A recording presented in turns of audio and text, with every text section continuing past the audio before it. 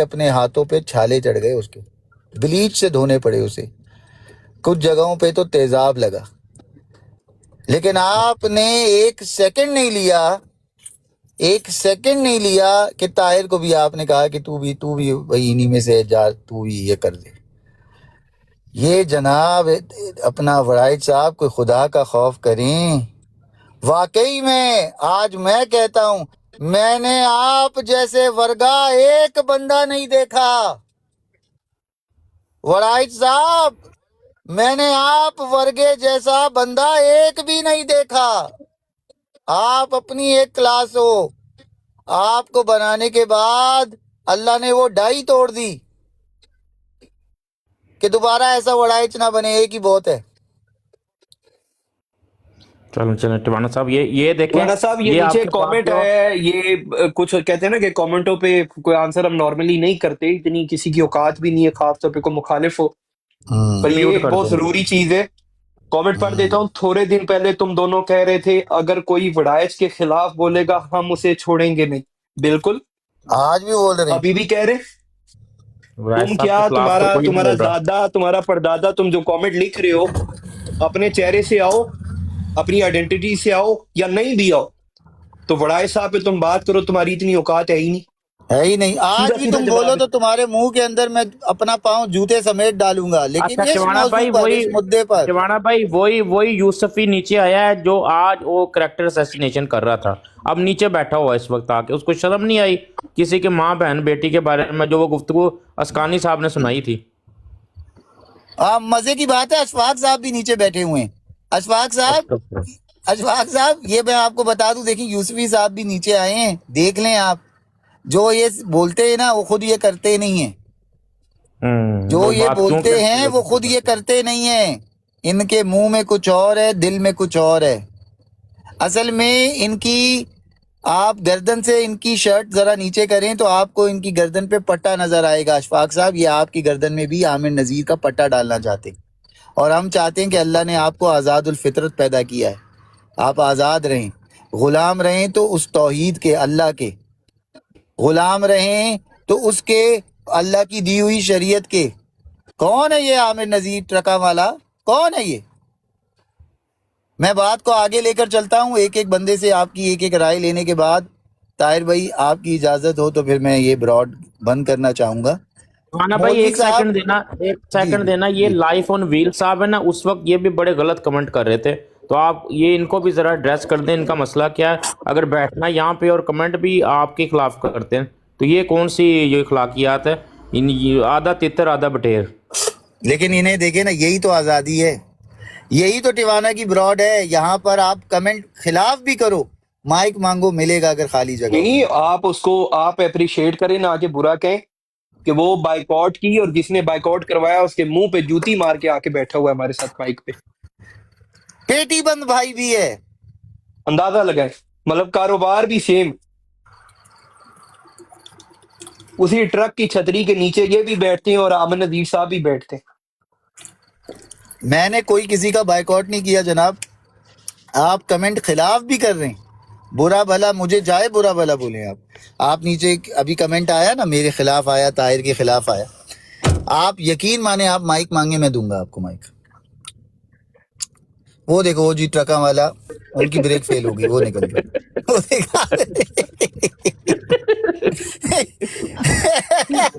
ٹوانا یا صاحب اللہ، پتہ کیا ہوا ہے؟ ٹوانا صاحب پتہ کیا ہوا؟ اس نے نا ریکارڈنگ لگا کے نا موبائل رکھ دیا تھا، اس کو یاد نہیں رہا میں ابھی اوپر بیٹھا ہوں۔ یا اللہ، یا اللہ، مسلمانوں کو ہمت دے یا اللہ، انہیں بہادری دے یا اللہ، یا اللہ ان کے دلوں سے خوف دور کر، خدا کی غیرت قسم۔ بھی دے، آمین، غیرت بے کی شک زیادہ بے کمی شک ہے۔ بے شک یار، غیرت ہی دے دے قسم سے، بہادری خود بخود آ جائے گی۔ جی مولوی صاحب، جی میں آپ سے ایک سوال کروں گا، اس کے بعد آپ اپنی رائے رکھیے گا۔ کیا بہت آج جو شکریہ۔ افضل صاحب نے یہ جو بہادری کا نمونہ پیش کیا ہے، آپ کی رائے کیا ہے اس بارے میں؟ اور کیا ام رباب بہن نے یہاں پہ گالیوں کا سہارا لیا یا اپنی بات رکھی؟ اس پر آپ کی کیا تبصرہ، کیا رائے ہے؟ شکریہ۔ جی بہت شکریہ ٹوانا صاحب۔ آج میں ایک فنکشن کے میں گیا تھا، تو رستے میں سارے رستے وہ گانا سنتا گیا، سانو نہر والے پل تے بلا کے مایا کتھے رہ گیا۔ تو مجھے بار بار پتہ نہیں کیوں افضل بڑائی صاحب یاد آ رہے تھے. تو افضل بڑائی صاحب کل سے ان کا لگ رہا تھا پتہ کہ ان کے اوپر پریشر اتنا آ چکا ہے کہ وہ اب نہیں، وہ بوجھ اتنا زیادہ پڑ چکا ہے کہ وہ اس کو نہیں برداشت کر سکیں گے. آپ بے شک ان کے وہ کیا کہتے ہیں دونوں بازوؤں کے نیچے دو کھونٹیاں لٹکائیں، لیکن بڑا مشکل ہے کہ ان کو کھڑا رکھیں. تو ویسا ہی ہوا. بہرحال میں تو یہ کہوں گا کہ افضل بڑائی صاحب کو خوف نکالنا چاہیے دل سے، اور اگر ان کو ریزرویشن تھیں بھی عمر رباب صاحبہ کے بارے میں تو ان کو میں نے کل بھی مشورہ دیا تھا کہ آپ وہ 35 منٹ کی ریکارڈنگ چلائیں اور جواب لیں عمر رباب صاحبہ سے. اگر آپ جواب نہیں لے سکتے تو اس کو ریفیوٹ کر دیں اپنی طرف سے، اپنا ایک بھرپور قسم کا جواب دیں اس کے سلسلے میں. لیکن یہ کیا طریقہ ہے کہ آپ دوسرے کو مائک بھی نہ دیں، الزام بھی اتنا بھاری لگا دیں اور اس کے بعد آج پھر اس کو بہانہ بنا کے چلے جائیں. بہرحال میں تو ان کے بارے میں اور کچھ نہیں کہہ سکتا. تو دوسری جو بات ہے، یہ جو سلسلہ چل رہا ہے، مجھے تو یقین کریں کہ سمجھ نہیں آ رہی کہ جو فالوور بھی ہیں بلائنڈ فالوور، کہ یہ کون سی جنگ ہے یار؟ عقائد کی جنگ ہے. پہلے یہ نوٹ تو کریں کہ ابتدا کہاں سے ہوئی. کیوں رباب کے ایک کمنٹ کے اوپر اس قدر طوفان برپا کیا گیا؟ پیر صاحب کے پیچھے پیر صاحب 3-4 دن پہلے ایک بات کر رہے تھے کہ مجھے یہ سمجھ نہیں آتی کہ میں اکیلے بیٹھ کے بھی سوچا ہے کہ یہ میرے پیچھے کیوں لگے ہوئے ہیں اور میری کون سی ایسی خطا ہو گئی ہے کہ جس کو یہ درگزر نہیں کر رہے. اور یقیناً یہ بات لوگوں کو، دوسرے جو ان کے فالوور ہیں عامر نذیر کے، ان کو بھی سوچنی چاہیے کہ پیر صاحب نے کون سی ایسی زیادتی کی ہے. یعنی کہ اگر بندہ کوئی حق اور سچ کی بات کرے، یہ تو قرآن مجید میں بھی ہے نا کہ کسی قوم کی دشمنی میں آپ اس حد تک آگے نہ چلے جائیں کہ آپ انصاف چھوڑ دیں. تو انہوں نے جو دشمنی شروع کی ہوئی ہے جماعت احمدیہ کی، اس میں بالکل ہی یہ عامر نذیر صاحب نے ایسا سسٹم بنا دیا ہے کہ کوئی گالی دے، کوئی گستاخی کرے، اس کو ساتھ بٹھا لیں، لیکن دشمن ہونا چاہیے جماعت احمدیہ کا. اسی لیے تو میں نے ان کا نام فرقہ نذیریہ رکھا تھا کہ ان کے اپنے عقائد کوئی نہیں. انہوں نے اپنے عقائد کو دفن کرنا ہے اور صرف جماعت احمدیہ کی ضد میں کوئی بھی بات، کوئی بھی عقیدہ وہ جو بھی پیش کرے اس کو اپنے ساتھ ملا لیں. یہ بددیانتی ہے. اور اس سلسلے میں اگر کچھ لوگ سامنے آئے ہیں تو وہ میں نہیں سمجھتا کہ وہ جماعت احمدیہ کے لیے آئے ہیں، وہ اسلام کے لیے آئے ہیں. اگر وہ سمجھتے ہیں کہ اپنے عقیدے اور اسلام کے بارے میں وہ سچے ہیں تو پھر ان کو انصاف کے ساتھ کھڑے رہنا چاہیے اور اس کو کسی مافیا یا کسی بلیک میلر کے ہاتھوں میں بلیک میل نہیں ہونا چاہیے. تو آپ دیکھ لیں. بہت شکریہ جناب. بہت خوبصورت بات کی آپ نے. میں ابھی چاہوں گا کہ یہی سوال لے کے میں چلوں گا خاکسار بھائی کے پاس، اور خاکسار بھائی آپ کے سوال میں ایک سوال یہ بھی ایڈ کروں گا کہ شروع سے لے کے ابھی تک آپ خاموش بیٹھیں، آپ کچھ بولنا نہیں چاہ رہے، یا آپ سمجھ رہے ہیں کہ یار میں کیا بولوں یہ حالت دیکھ کر کہ اتنی پستی انسانیت کی، اتنی پستی مردانگی کی، اور اتنی پستی کسی کی بول کال اور فیل میں ہو سکتی ہے. کیا آپ اس وجہ سے تو چپ نہیں ہیں یا مصروف ہیں؟ جی خاکسار بھائی.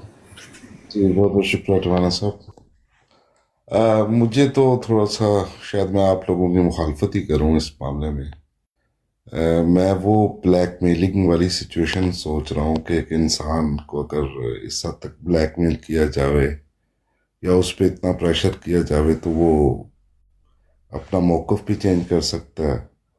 جہاں اسے سٹینڈ لینا چاہیے تو وہ اس سے بھی اس سٹینڈ جو لینی ہے جگہ سے بھی مخالفت کر سکتا ہے. تو میرا یہ خیال ہے کہ ان پہ شاید اتنا پریشر ہے کہ وہ ایسا عمل کر رہے ہیں.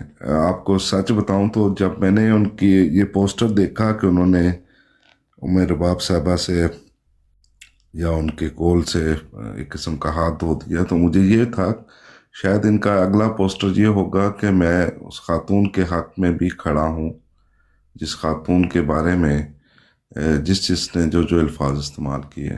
میرا یہ اپنا آپ کو سچ بتا رہا ہوں، میرے ذہن میں یہ تھا کہ وہ یقیناً ایسا پوسٹر لگائیں گے. اور میرا جب میں اس براڈ پہ آیا تو افضل بڑائی صاحب تھے، تو میرا تھا کہ میں شاید پوچھوں، مجھے موقع ملا تو میں ضرور پوچھوں گا کہ آپ یہ پوسٹر لگا دیتے تو بڑا مناسب ہو جاتا. لیکن लेकिन जब वो उमर साहबा आई तो उन्होंने अपनी रिजर्वेशन रखी, तो मुझे फिर जहन में आया ये पोस्टर, वो जो पहला लगाया गया पोस्टर, वो भी शायद प्रेशर में आके, शायद इनकी कोई किसी से मीटिंग हुई होगी जिसमें ये कहा गया होगा कि आप बरात का ऐलान कर दें उमर साहबा से। तो वो एक प्रेशर में आके या ब्लैकमेल होके जो उन्होंने पहला पोस्टर लगाया। मैं तो अपने लिहाज से एक सोच रहा था कि शायद ये एक बैलेंस रखेंगे अपने आप को, लेकिन वो भी नहीं रख पाए। लेकिन इंसान की, आपको भी समझना चाहिए, इंसान की कुछ मजबूरियां होती हैं,